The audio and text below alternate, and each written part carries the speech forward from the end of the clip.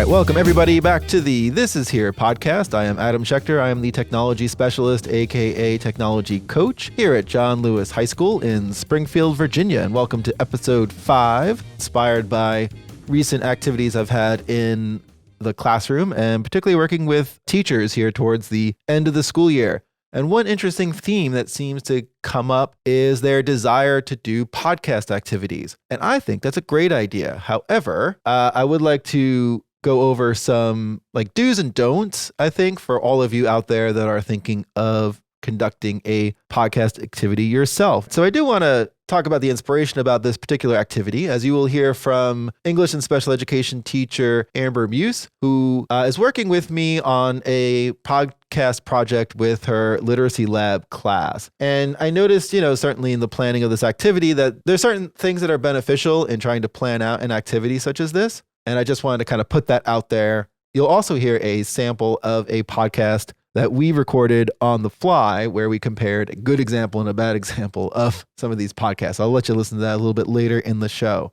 But I wanted to start out with some do's on our list. And I think the first overwhelming do is to encourage student choice in their podcast topic as much as possible. So how this could work in a classroom is you have a general content that you have the students, working on. Let's say it's a book talk. Let's say it's about a period history, like something like that. Well, allowing your students to pick the theme or pick parts of that element that is interesting to them, whether it's like a character analysis, plot analysis, if you're working on a book, kind of dissect it, give a review, talk about their favorite parts, all that sort of stuff. If you're doing like a historical period, talk about the people involved, some of the historical characters, maybe some backstories, maybe like a sample interview from their perspective, or try and do like a podcast where it's like current events of the day. Like, how would that sound? So there are definitely many avenues that you could go in encouraging student choice and then student voice as well, like kind of getting them creative and thinking about what they would like to say on such a podcast, being able to express their opinions. I think that's also very valuable as well. But there is a caution to that as far as making the project too open. If you just basically say to students, oh, just go ahead and do what you want, they could really suffer from choice paralysis in a way where now everything is sort of up for grabs and they don't exactly know where to start and they don't really have any holds to kind of grab upon. So, all right. So what is another do for a podcast project? And this one would be collaboration. Have students collaborate with multiple people, especially multiple people on the microphone in any given time. Asking students to make individual podcasts could be difficult. It's not easy to get behind a microphone with just your notes and do a podcast, at least certainly at the high school level and definitely at the elementary school level. Oftentimes students are not used to talking like to themselves, as I may be, right? Like, I was not used to this before I did college radio for 6 years. Like, that's not necessarily a skill that was immediate to me. And even, going back and listening to some of my earlier recordings, you could tell that I was nervous. Like, I didn't always know what to say, stumbled, a lot of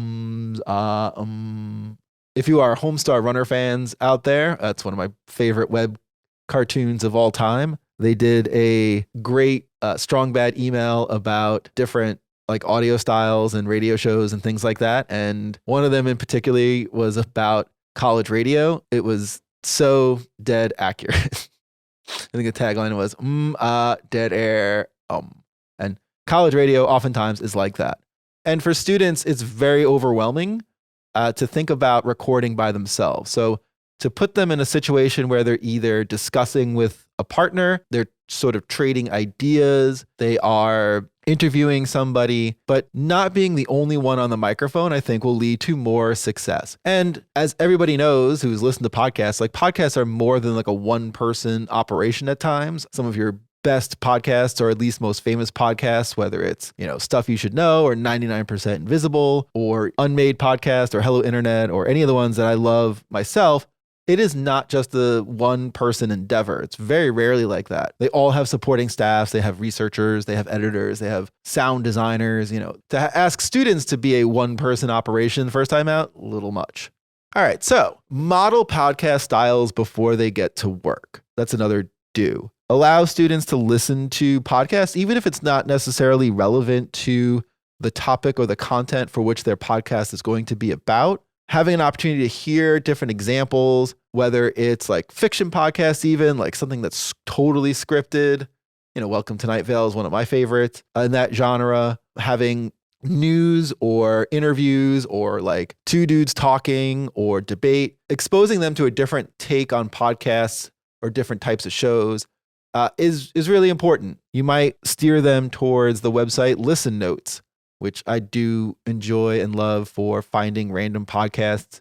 And what's great about Listen Notes is that it's not just a search engine for podcasts in terms of titles.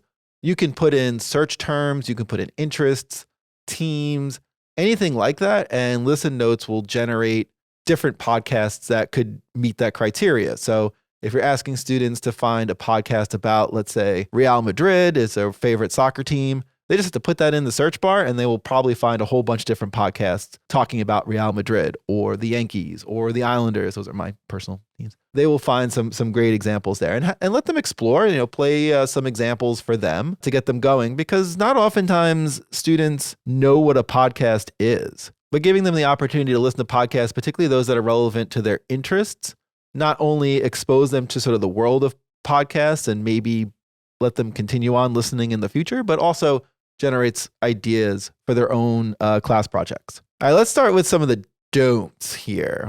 I'm going to trade off a little bit. I think the biggest don't about podcast projects is don't think that a podcast project will be a magic pill for participation and collaboration. And this is particularly true if student voice or having choice in assignments is relatively new for your class. They may not expect this kind of activity. You may want to build this up a little bit with other opportunities for students to share opinions, for students to organize thoughts. Maybe you let them do like quick writes on a given topic of their choice, or give them question prompts ahead of time towards what you want their podcast to be about, and at least have some other format to kind of get their ideas together before saying, all right, now we're going to do a podcast. I mean, it's a great activity, but if they're not used to it, you're going to run into some troubles with this, and I think students aren't automatically going to collaborate. And so if you don't have those structures in place, either in your project or in your class dynamic, you might find that, giving them so much open space to explore, it's going to be too much. All right. So as far as another do, I would let students practice with the medium without the content. So if you have a group together, you've started forming groups, or you let students choose their own groups, maybe start them off by having them produce a small, short podcast about something that they're interested in. Give students that chance to write questions for each other, to record, kind of practice using the equipment. One of the things that students really benefit from is familiarity and comfort with whatever you're making your podcast with, whether it's like here where I actually have a podcast recorder and a mixing board, and I have these studio microphones here in our Lancer Media studios here at Lewis High School. Whether you're using a portable recorder, whether you're using the phones, whether you're just using student laptops with Audacity or something like that, giving them that time to work with the technology will help put them at ease before it's time to record their actual podcast. So if you give them something that's a little more comfortable, something that they're used to talking about, you take that away a little bit and you take those concerns away and just let them focus on how do we do a podcast? And what does this sound like? And what are some ideas for our group?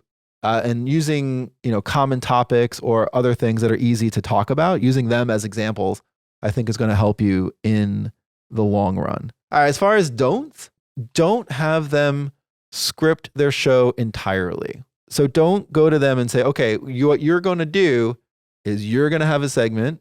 So student 1 will have a segment on whatever, and it's totally scripted. And then student 2 is going to get on the mic and have a totally scripted segment. And then student 3 is going to have a totally scripted segment too. I think especially first time out, it's not easy to train students on talking from a script in a dynamic and interesting way. And I think oftentimes if you just had them write it word for word, it's going to sound flat, it's not going to be as interesting. And I don't think it's going to be as interesting for them to record. Several projects that I've done with students already have succeeded largely because students were able to interact with each other. They're able to discuss, they're able to debate, they're able to do something collaborative, like on the microphones, that make the microphones melt away from their perspective.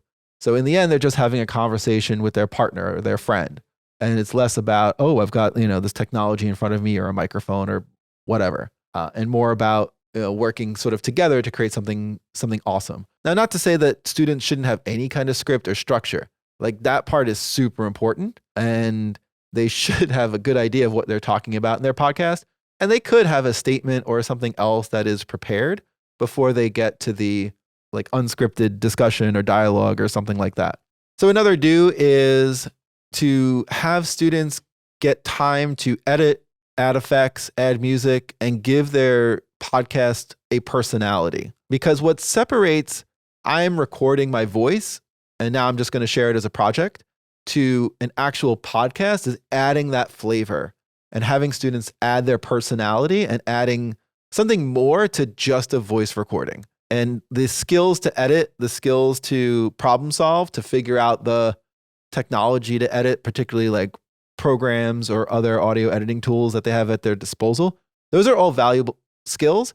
Collaborating on deciding like what is our ideal podcast. So you might want to have students record and then later on tell them, okay, now your final project has to be 5 minutes. And then when they start protesting, oh, we recorded like 10 minutes of blah, blah, blah. You're like, okay, well, now you're going to be editors. Now pull your best 5 minutes, and that's now your final project. I would encourage your students to record more than what they need, be able to edit down, because that also is a valuable skill, both in communication tools and collaboration tools, because it does make them more intentional in terms of what they're trying to do. And then later on, it's great in like kind of showing them the editing process and how that would work. And there are a lot of free tools out there that can help in the editing, such as Audacity, of course, is the free audio editor that almost everybody can use. Canva for education. Canva has some great collaborative tools.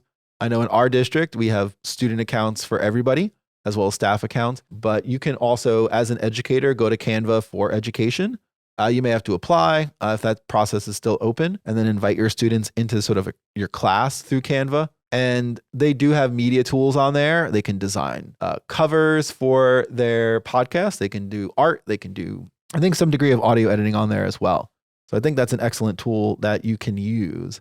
There's also WeVideo out there that I've used in the past. I'm not sure about the free version. I know I've used the subscription version. The free version, I think, may just limit you in terms of time and what you can download a file as. But WeVideo would be another option for adding different music and effects. Some of it is included, some of it you have to pay for. But you can do a full podcast using WeVideo and it would sound like really good, and you can download it. You can also generate it as a video file if you're looking to share podcasts on YouTube.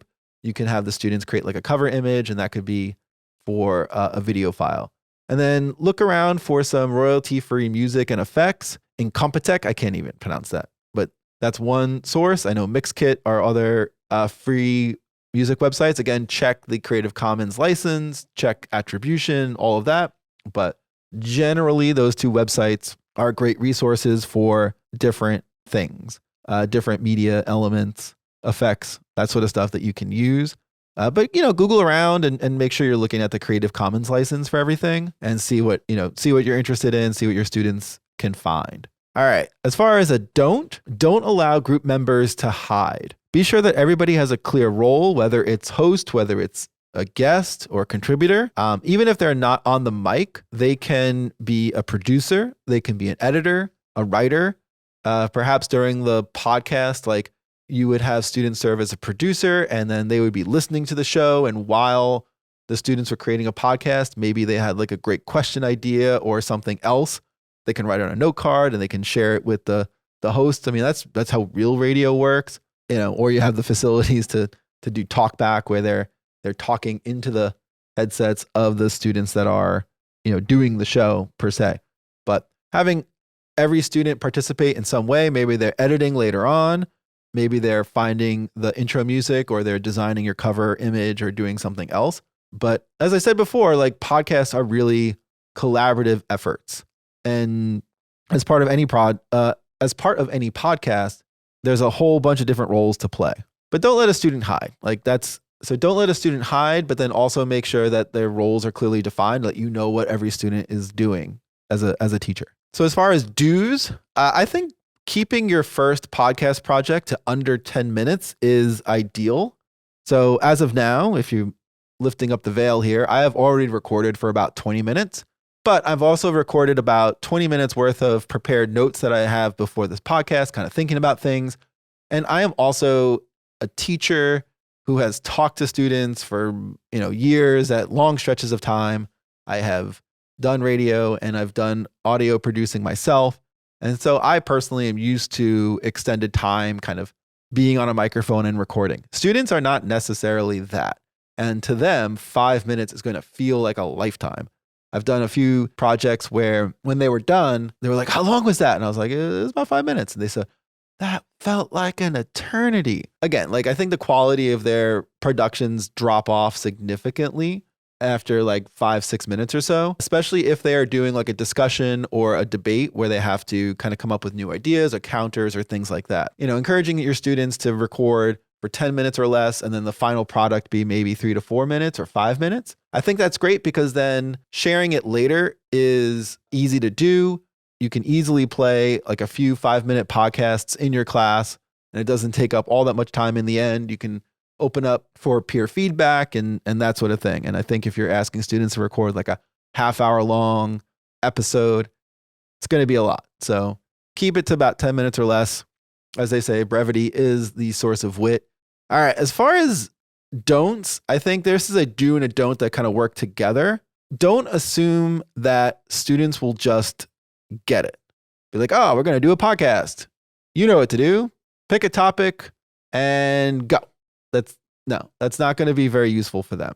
The best podcast needs some sort of note structures, research, all of that ahead of time. As a teacher, you might want to provide a guiding question. You might want to provide a series of prompts or a bare bones script where students can fill it in. So in one project, we did podcasts with English language learners.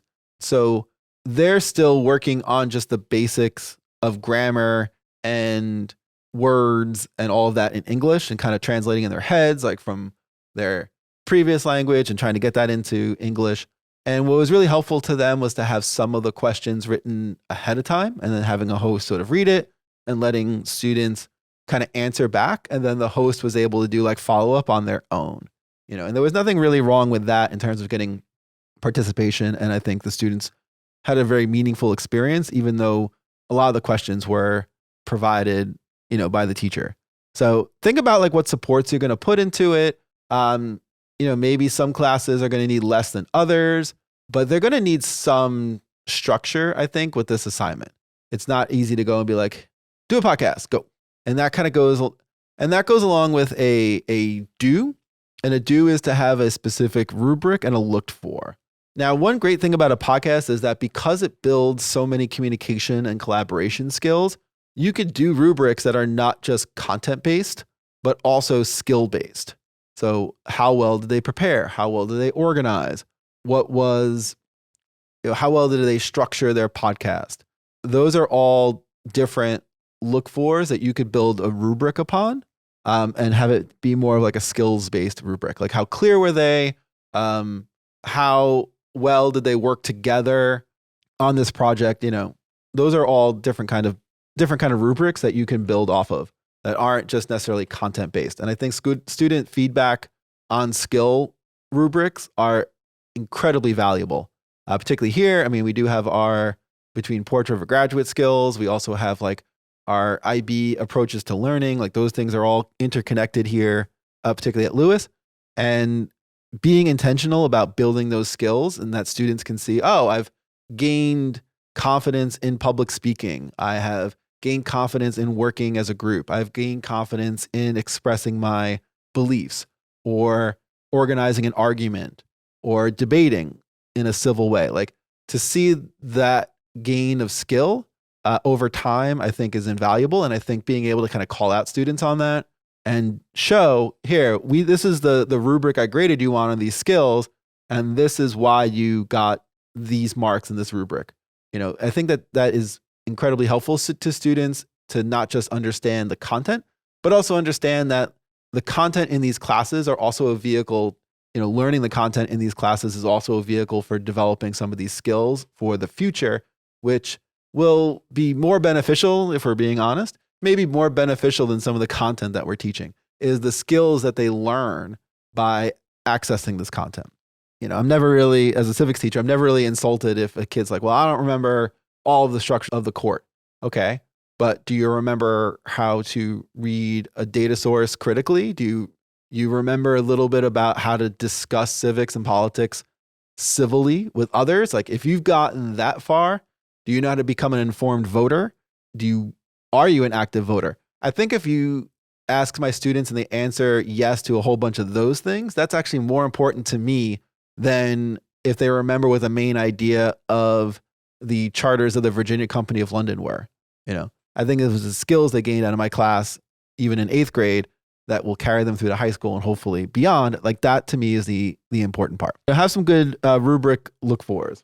And, talking about structure, I think students do need to be prepared to record, right? So they have done their research. They've done sort of a shell of a script or notes. As we did with Miss Muse, we recorded an example where she had no idea what I was going to ask her. So we did sort of an interview style podcast, and I jumped all over this idea about the NHL playoffs, which are going on now. And while my beloved New York Islanders are no longer in it, I still love watching playoff hockey. It is one of my favorite times of the year.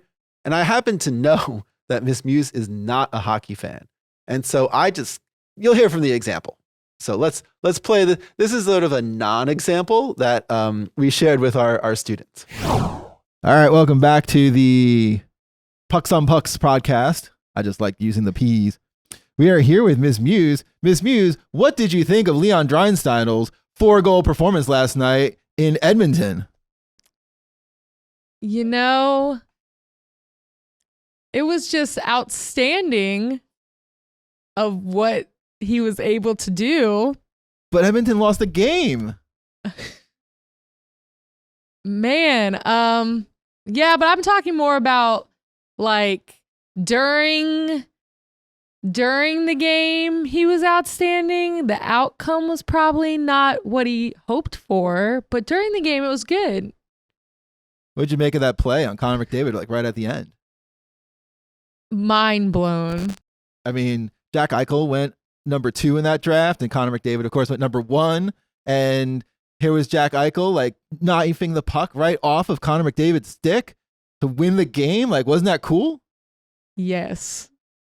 Okay, so as you can see, like, I really just blindsided Miss Muse about playoff hockey and Leon Draisaitl and like all of these things that she just had no idea. Like, she couldn't even tell you that Connor McDavid was on the Edmonton Oilers. Like, that's just not in her universe or who they were playing in the playoff. And so you weren't quite prepared. It was kind of fun to share that with students as like a non-example.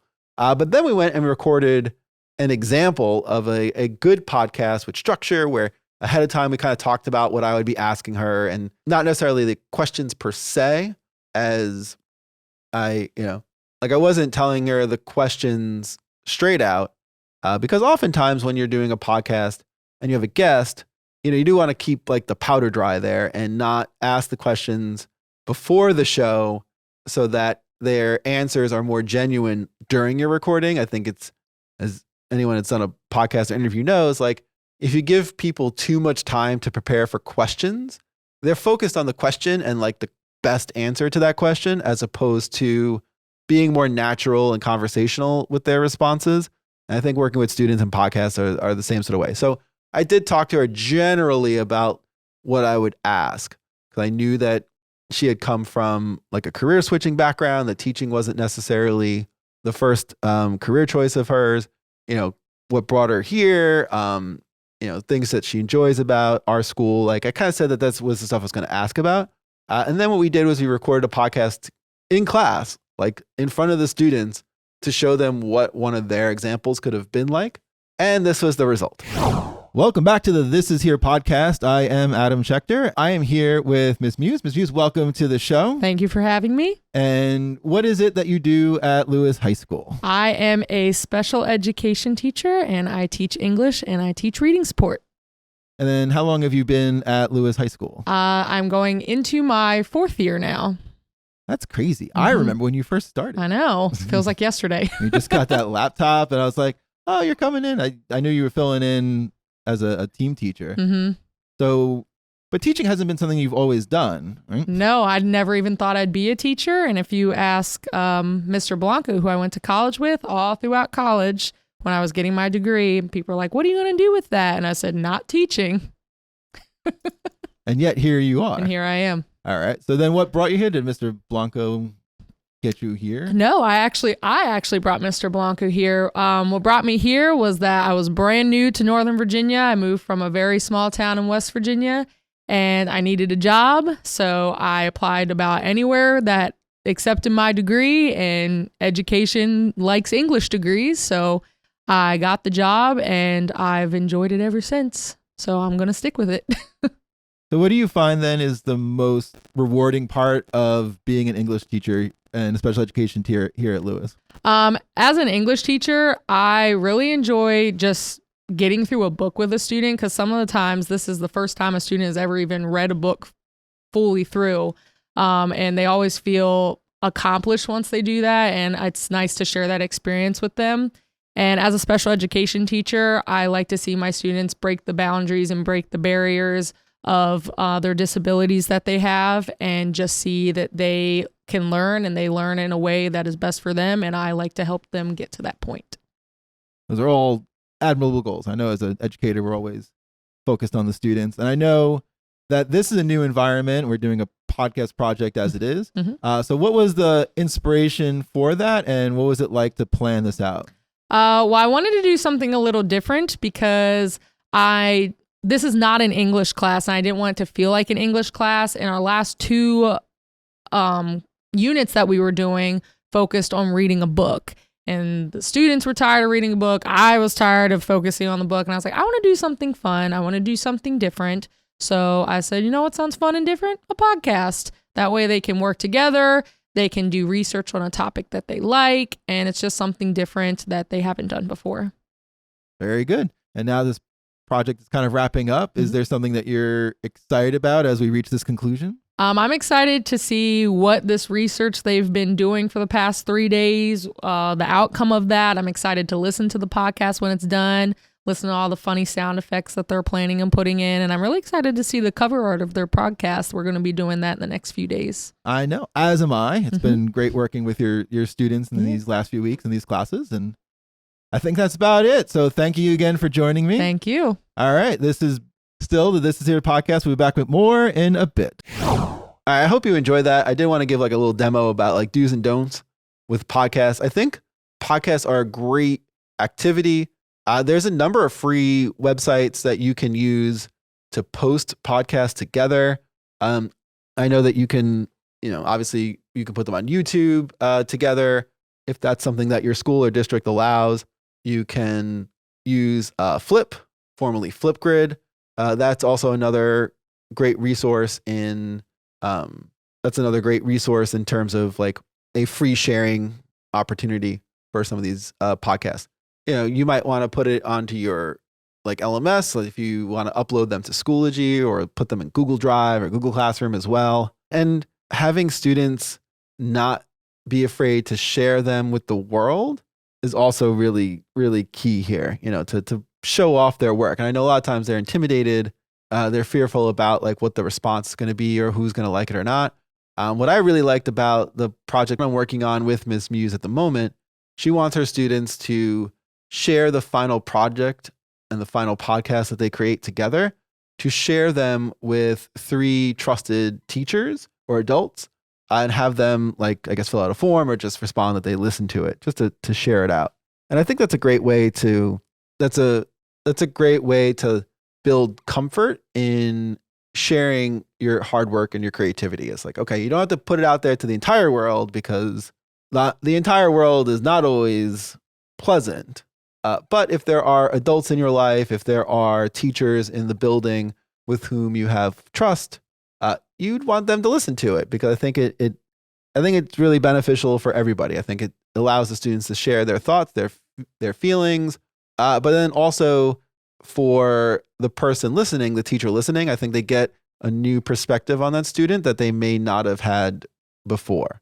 So they also can certainly benefit by listening to a teacher podcast. Now, if you out there have questions about podcast projects, I would love to hear from you. You can reach me on Twitter. I am at Lancer_edtech.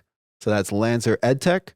I'm always curious to hear who has listened to this podcast, what's your situation, why you're interested in it, because it's something I enjoy doing just as like my own sort of creative outlet, and sharing it out with others. So I hope you enjoy this discussion about podcast projects on a podcast. That's very inception-y, but I truly believe that these are great student experiences. Like, it shouldn't just be limited to that, but students having that opportunity to record their thoughts, to experiment with some of the technology, and to be offered a chance to have a lot of autonomy in their work. I think all of these are very valuable stuff that podcasts are, a great avenue for. Again, just be a little cautious about there, to overuse it.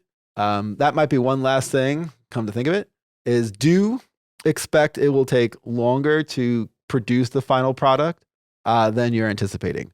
So you might be limited by the amount of technology you have to record. So maybe you don't have all the audio recorders, or, learning the editing takes some time, and learning the editing tools also takes some time. So be prepared. This is not just like all right, we're going to go do this research for a few days. We're going to record for 10 minutes and then we're going to be done. I mean, that's not how this is going to go. For it to really work well, you do have to anticipate time to edit, time to put together like their podcast cover, art, that sort of stuff. And so just be aware, I guess, is one last thing. So again, I am Adam Schechter. I am the technology coach here at John Lewis High School, and this has been the This Is Here podcast. I thank you all for listening, and like I said, if you have anything else you would like to share with me, you can reach me on Twitter at Lancer_edtech. So that's LANCER_EDTECH. And I look forward to hearing from you. And again, thanks for listening. Until next time, see ya.